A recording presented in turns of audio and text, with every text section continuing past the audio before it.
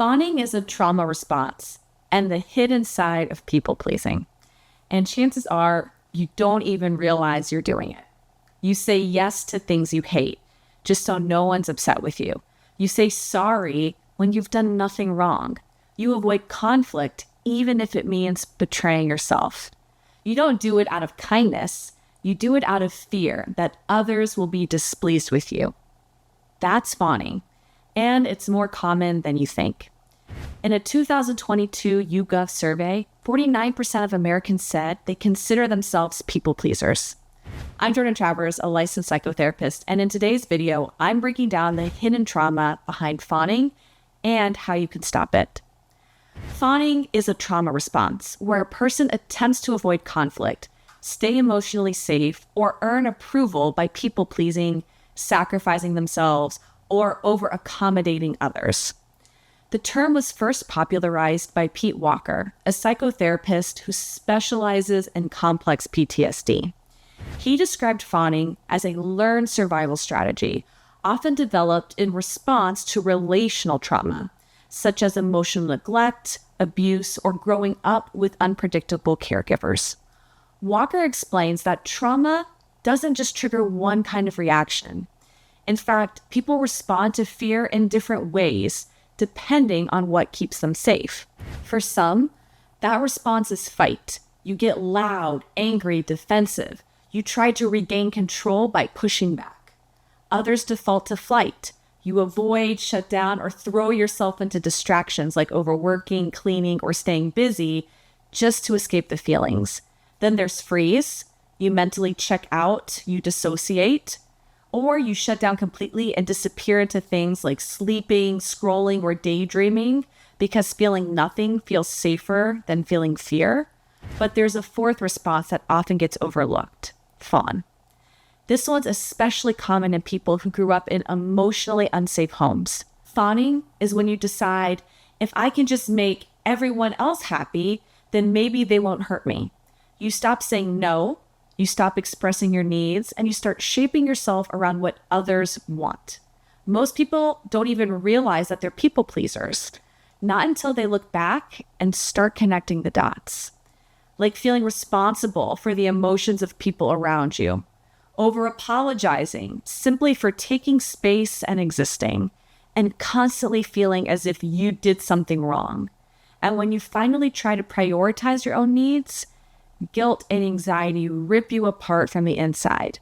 And the worst part is, you start to lose sight of your own identity because it's tied up to making sure that the people you love aren't mad at you. Why do some people develop the fawn response instead of fight, flight, or freeze? According to psychotherapist Joe Stuthridge, trauma doesn't just leave you with fear, it fractures your sense of self. In her research, she explains that trauma can create what she calls fault lines in the psyche. That means when something overwhelming happens, especially in childhood, the mind protects itself by cutting off or disconnecting from the parts of the experience that feel unbearable. But here's the problem.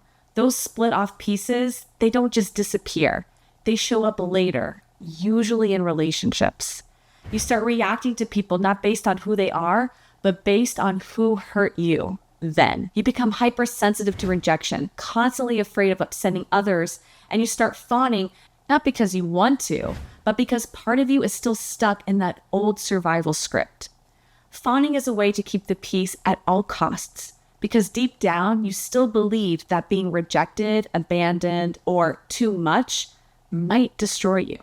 To truly understand why fawning takes hold, we have to understand what trauma really is. Researcher Ibrahim Kira proposed that trauma isn't just one bad event, it's a systemic disruption of how we function. In his 2001 paper, he introduced two powerful ways to classify trauma, and both can explain why some people develop deep survival strategies like fawning. First, Kira mapped out 5 areas of individual functioning that trauma can damage. Attachment trauma, when love, safety, and connection are disrupted. Autonomy or identity trauma, when your sense of self or ability to make choices is attacked. Interdependence trauma, when trust and mutual respect in relationships are violated. Achievement or self-actualization trauma, when your goals or dreams are constantly invalidated. Or survival trauma, when your physical or psychological safety is directly threatened. When these areas are repeatedly undermined, especially in childhood, your brain doesn't just remember, it rewires. If you had to suppress your identity to stay connected, that's autonomy trauma. If you were guilt-tripped into becoming the caretaker, that's interdependence trauma. And if you were constantly trying to avoid rejection, abandonment, or punishment, that's attachment trauma. These experiences shape how safe or unsafe you feel expressing yourself, and they're often the root of the fawn response.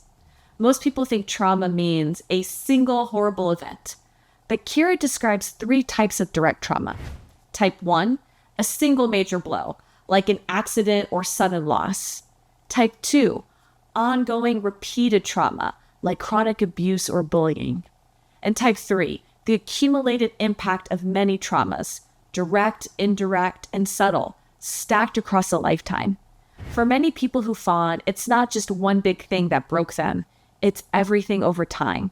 The constant silencing, the pressure to be useful to others, the backlash when they tried setting boundaries in the past, the subtle gaslighting, the guilt, the fear.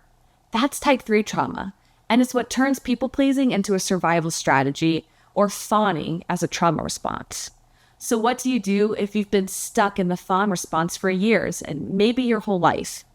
According to pediatrician and trauma expert Dr. Heather Forkey, healing starts when we put on a trauma lens. That means recognizing that behaviors like people-pleasing, self-sacrifice, and emotional overfunctioning aren't flaws. They're adaptations. They're survival responses, something you learn to protect yourself. And once you see them that way, you can start to unlearn them with compassion. Not through shame, not through blame, because none of it was your fault. But now that you're aware, you can take responsibility and come back to yourself. Forkey outlines a simple but powerful healing path known as the 3 R's. Reassuring. First, you help yourself feel safe again by reminding yourself that you're not in danger anymore and that you don't have to earn your safety. Restoring routines. Trauma disrupts your internal rhythms, creating predictability around meals, sleep, daily habits, helps your body learn stability again. And regulating. This is about learning how to tolerate distress. Instead of appeasing others to feel safe, you learn how to take care of yourself without feeling guilty. Healing from fawning means healing the trauma underneath it. It means slowly reconnecting with the parts of yourself that you had to hide. And for the first time, you begin to feel safe being you. I'm Jourdan Travers. I'm the clinical director of Awake Therapy. And if you're ready to start healing your trauma with guided support, you can book a session with me using the link in the description. I'll see you next time. Bye.